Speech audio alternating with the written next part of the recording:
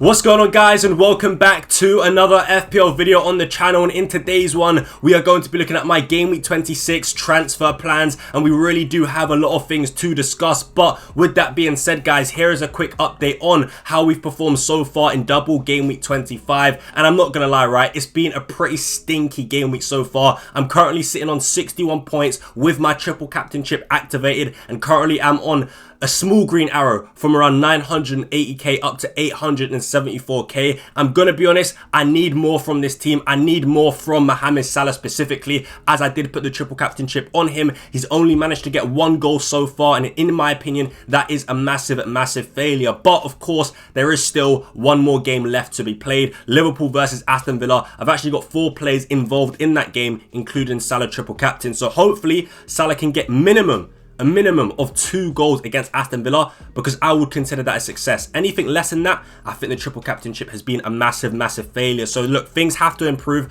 I really want to get a bigger and better green arrow. So I really need Mohamed Salah specifically to come through and just get the job done against Aston Villa, hopefully getting multiple returns. But look, I did actually post my initial game week 25 reaction video, so if you want to see that, make sure to go check it out. But with that being said, we're not going to waste any more time, and let's just get straight into my transfer plans for game week 26. All right, guys, so first things first, I do want to point out that I've actually got 3 free transfers to use, and I'm most likely going to use 2 of these free transfers to take out Morgan Rogers and Amad Diallo. Now look, as you guys know, Amad Diallo has been confirmed out for the remainder of the season with an ankle ligament injury, I do believe, right? So look, the plan was never really to take out Amad Diallo. He was a player that I wanted to keep, as he did actually have a fixture in blank game week 29. That was the plan. However, with this injury news coming through, and with Amad Diallo missing the remainder of the season, yeah, I simply just have to take him out, and I may as well just do it this week. And then we also do have Morgan Rogers, who's literally just been stinking up the place week after week after week. I've genuinely had enough of Morgan Rogers,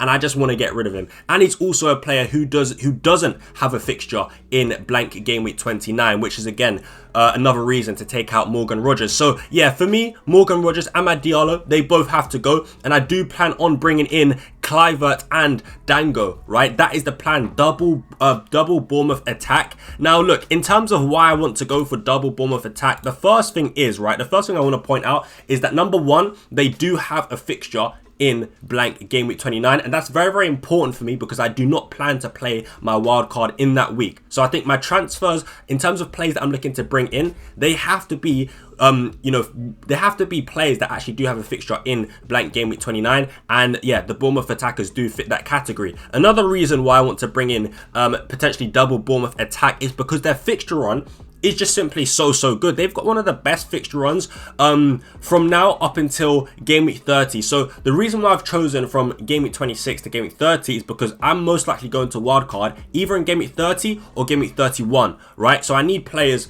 Ideally, I'm looking at like sort of a mid-term range in terms of fixtures, right? So from now until about game week 30 or 31, because yeah, in one of those 2 weeks, I'll be playing my wild card, right? So I only need players that have good fixtures up until then. And Bournemouth do have very good fixtures up until game week 30, but even after game week 30 as well. Pretty much for the remainder of the season, Bournemouth do have really good fixtures. But yeah, specifically from game week 26 to game week 30, Bournemouth do sit high in the fixture ticker table. Only Wolves sit above them, who also have some pretty nice fixtures. But as you guys can see here, Bournemouth do have Wolves at home, Brighton away, Tottenham away, Brentford at home, and Ipswich at home in game week 30. So yeah, with these fixtures in mind, I do actually think taking out Rodgers, bringing in Kluivert is just simply a no-brainer. The fixtures are there, the form is there for Kluivert. You know, his minutes are pretty good. He's on penalties. Yeah, so Kluivert is just someone that I really do want in my team. Now, I will point out, me going from Rodgers to Kluivert does leave me with minus 0.1 in the bank, right? So I then would look to take out Amad. Now, my first thought is bringing in Dango, of course, like I mentioned. Now, I'm not going to lie, I've only got 5.2 in the bank, and one player that I did sort of consider was actually Rutter from Brighton. I do quite like the fixtures that Brighton do have. Yeah, Southampton away, Bournemouth at home, Fulham at home, City away, and Villa at home. It's not bad. It's not a bad fixture run. It's pretty decent. And look, Rutter is a massive differential, but I just don't know if he's as good as an FPL asset as Dango. But a small part of me does want to take that gamble on Rutter, but I just don't know I just don't know if I can go there, man. I think, look, this season I've made a lot of mistakes, right? I've made a lot of wrong decisions.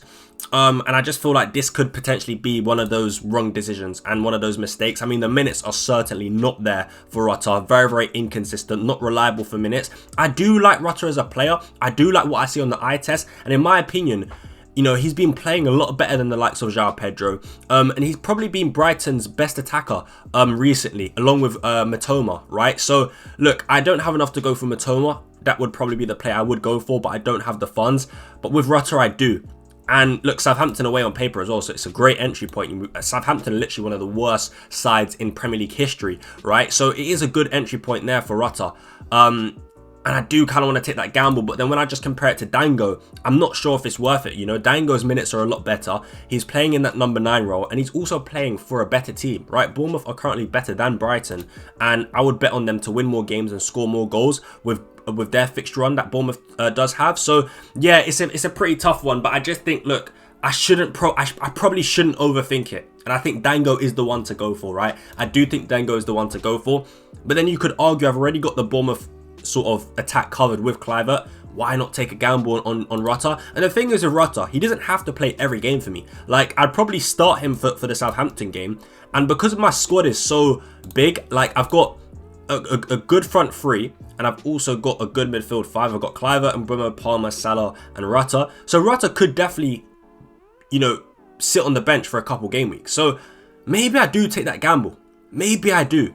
Maybe I do. It's something to think about. But also in blank game week 29, he does play against Man City away. It's not an ideal fixture, but still, nonetheless, I still don't rate Man City's defense. I think Man City's defense is very, very poor. So I wouldn't mind playing him in that week against Man City away. I'm not sure, but it's definitely something to think about. I think it definitely is something to think about. There's a potential I might take that gamble, but I'm just not sure yet. Because for me, the main concern I've got with Rutter is the minutes. I don't like the minutes, right? The minutes are really not good. And that's what concerns me the most. If he was a 90-minute man, I'd probably be more inclined to bringing him in, because I actually do like what I see of Rutter on the eye test. I think he's a very, very good forward. I think he's a dangerous attacker and one of Brighton's biggest threats. But yeah, the minutes just aren't good enough for me. So that's what concerns me. I will probably end up going Dango, but a small part of me does want to go for Rutter. But look, at the moment, that's what the plan is. So yeah, man, that's what the plan is. Kluivert will definitely be coming in.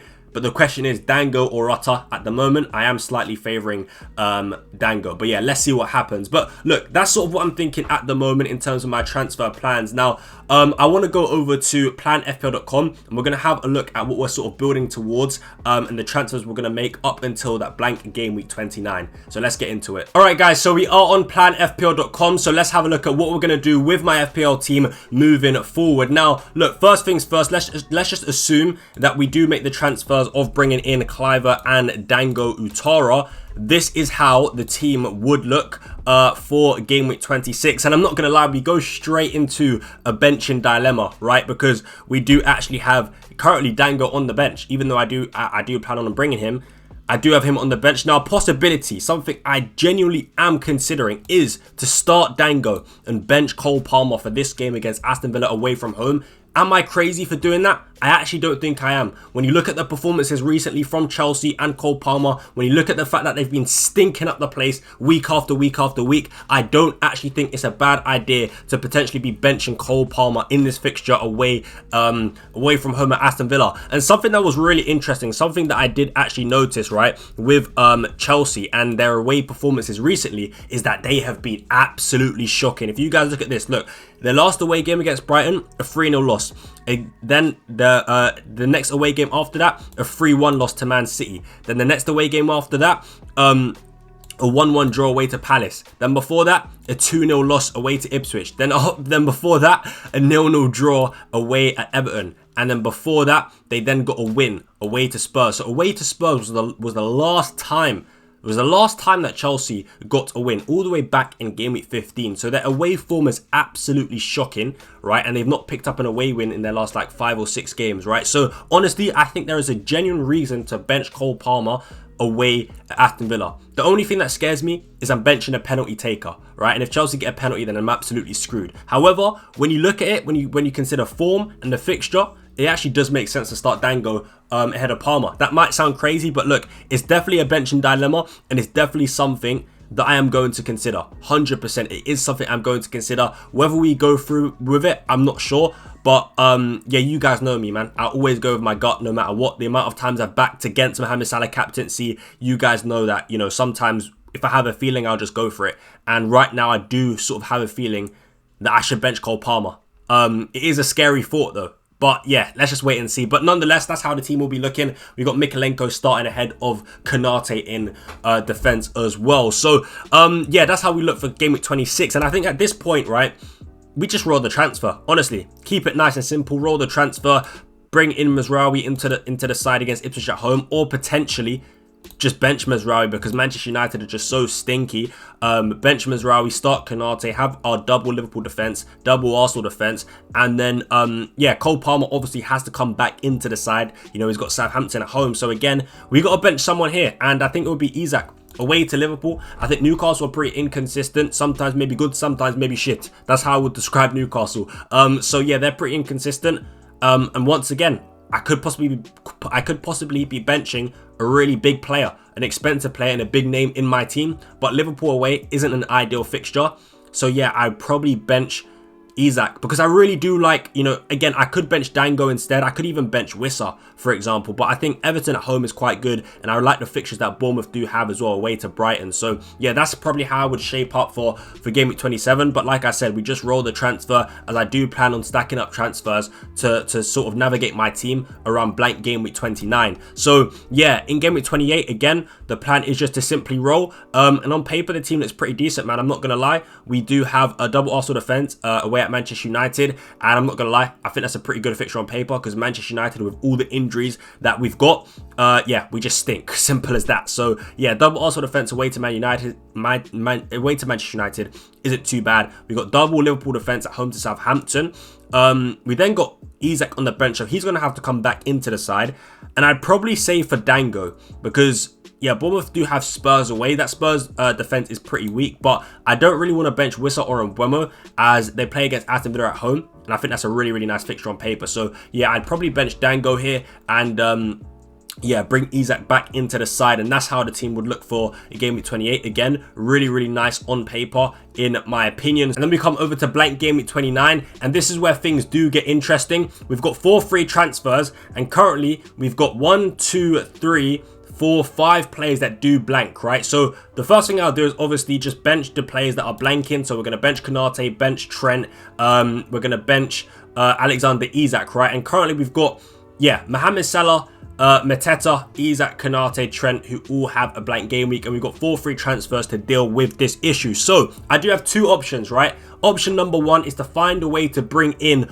Erling Haaland, right? Because I think he's probably the best captaincy option for game week 29 and potentially game week 30 as well. So look, route 1 is to go for Erling Haaland. Now, how do I fund Erling Haaland? Number 1, we take out big boy Jean-Philippe Mateta, unfortunately. I'd also be taking out Cold Palmer, an absolute fraud. But yeah, we'd be taking out Cole Palmer, we'd be taking out big boy Jean-Philippe Mateta, and yeah, we bring in Erling Haaland. And I'd also as well be taking out Trent Alexander-Arnold. So look, in terms of the defender that we replace Trent with, it could be a Bournemouth defender. However, I'm not sure if I want to go for a Bournemouth defender like Howson, for example, purely because I've got double Brentford attack, right? So I don't really want to have my double Brentford attack playing against my Bournemouth defender. It just doesn't really feel optimal. So for that reason, I'd probably avoid a Bournemouth defender like Howson and potentially go for a Nottingham Forest defender. We've seen how good their defense has been so far this season, and they've got Ipswich away in game week 29. That is an option, right? That is an option. I'm not going to lie, I do sort of prefer Bournemouth's fixture in game week 30 as they do have Ipswich at home. But as I said, I don't really want to have a Bournemouth defender up against my double Brentford attack. So yeah, potentially I could go for someone like Murillo. But yeah, in the midfield as a replacement for Cole Palmer, I could actually go for Savinho. That's not a bad shout at all, in my opinion. Man City do have a nice couple of set of fixtures with Brighton at home and Leicester at home. So that is certainly an option. Bringing in Savinho for Man City's good set of fixtures that they do have in 29 and 30. So that's sort of option 1 as a way to fund Erling Haaland. I then, of course, bench Mohamed Salah. And that's how the team that's how the team would look in blank game week 29. And honestly, I don't think it's bad at all, considering I'm not using my free hit. I really don't mind it. It does look pretty good. So that is the first option. Now, the second option, right, if I just reset everything, the second option, right, is to actually, again, avoid Erling Haaland. Well, yeah, this time I'd be avoiding Erling Haaland, but once again, I'd be taking out big boy Jean-Philippe Mateta, but this time I'd actually be bringing in Matheus Cunha, who's got Southampton away from home and a pretty decent set of fixtures moving forward as well. So yeah, Matheus Cunha would be the player that we bring in for game week 29 against Southampton away. I'd once again be taking out Cole Palmer once again, but this time I'd still be bringing in a Man City player, but it's going to be Phil Foden this time, right? So yeah, Phil Foden again for Brighton at home, Leicester at home. I don't mind it. And then I would also take out, most likely Trent still I would take out, and I'd actually potentially be bringing in Gavardia. I do think that's actually a decent option I could go for, because yes, the Man City defense is very, very poor. You know, I've been someone who has been consistently saying that the Man City defense cannot be trusted and the Man City defense is really, really poor, and I do still hold that same opinion. However, Gavardia is a really, really good attacking threat, and I wouldn't mind playing Gavardia until I use my wildcard, right? Game week 29, Brighton at home. Game week 30 against Leicester at home. I really wouldn't mind playing Gavardia in those two fixtures. So yeah, and he does have the attacking threat, right? Gavardia's attacking threat is really, really good for Man City. So that's probably what I would do if I was to avoid Erling Haaland. The only issue is, who do I captain? Do I go for Cunha? I don't know. Do I go for Foden? I'm not sure. Captaincy does become a bit sort of iffy, right? Yeah, it doesn't really become ideal. With Haaland, it's straightforward. You captain Erling Haaland and you job done. You call it a day. But with this route, captaincy does become a bit of a problem, in my opinion. So yeah, they're sort of the two options I could do in terms of navigating blank game week 29. Do I go for Haaland? Do I not go for Haaland? I'm not sure. But ultimately, it does look like Cole Palmer and big boy Jean-Philippe Mateta will be leaving my FPL team at this stage. And I'd probably go for Mateta. I'd probably transfer Mateta back in, not going to lie, because Crystal Palace do have a double in game week 32. But Cole Palmer could potentially be the last time I actually do own him in the season, right? Game week 29, I'll be taking Cole Palmer out, potentially, most likely, and I don't think I'll be bringing him back in. But yeah, that's just sort of what I'm thinking right now in terms of my transfers for blank game week 29 and moving forward. So yeah, let me know what you guys do think of that. But it is going to be the end of the video now, guys. So thank you so much for watching. I really do hope you enjoyed, and if you did, make sure you do smash a big thumbs up on the video. Subscribe to the channel if you haven't already. Hit that notification bell so you never miss an upload. And yeah, that's it, man. Thank you guys so much for watching, and I'll catch you in the next one. But until then, I'm out. Peace.